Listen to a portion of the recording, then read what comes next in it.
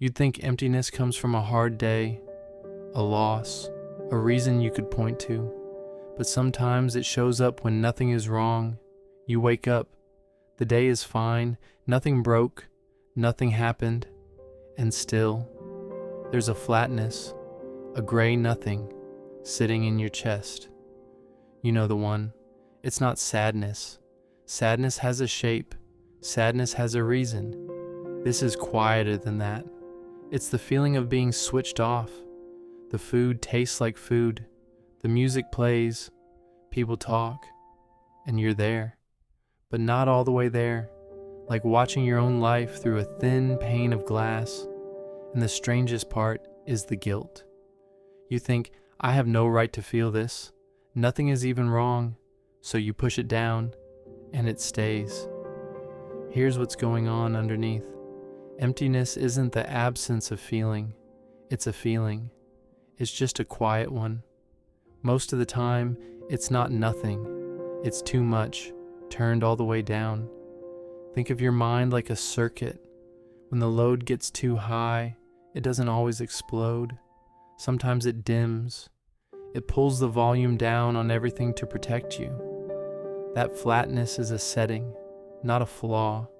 The brain has a system for managing how much you feel. When stress runs long and quiet, that system can leave you numb, not in pain, not at peace, just low. It's the nervous system choosing off over overwhelmed. And this is where it gets interesting. A lot of this starts earlier than you'd think. If you grew up somewhere, your feelings were too big for the room, or too inconvenient, or simply unwelcome. You learned something useful. You learned to feel less. A child who isn't allowed to be sad learns to go blank instead. Blank is safe. Blank doesn't get punished. Blank doesn't get ignored. So the dimmer switch gets installed early. And it stays wired in. But here's the part most people miss. The emptiness isn't broken feeling. It's a skill, one you were good at. It kept you steady when steadiness was all you had. The problem is, the switch never fully learned to turn back up. So now it dims you even when you're safe, even when there's nothing left to protect you from. So the emptiness isn't a sign that you're broken. It's not laziness. It's not ingratitude.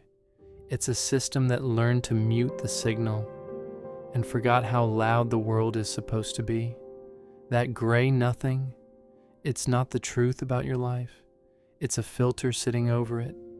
The feelings are still there, under the glass, waiting. You're not empty, you're muffled. You don't have to force yourself to feel everything at once, but you can start small. Notice one real thing, the warmth of a cup, the weight of your own breath, not to fix the emptiness, just to remind the system the volume can move. And the guilt, the I have no reason to feel this, let that go first. You don't need a reason. The feeling is allowed to be here without one. Naming it quietly is enough. Oh, there it is again. That's not weakness. That's you turning the dial by a hair. The empty days don't mean something is wrong with you. Sometimes they mean you protected yourself for a very long time. And the quiet is just the cost of that. It lifts. It always lifts. You're still in there, even on the gray days, especially then.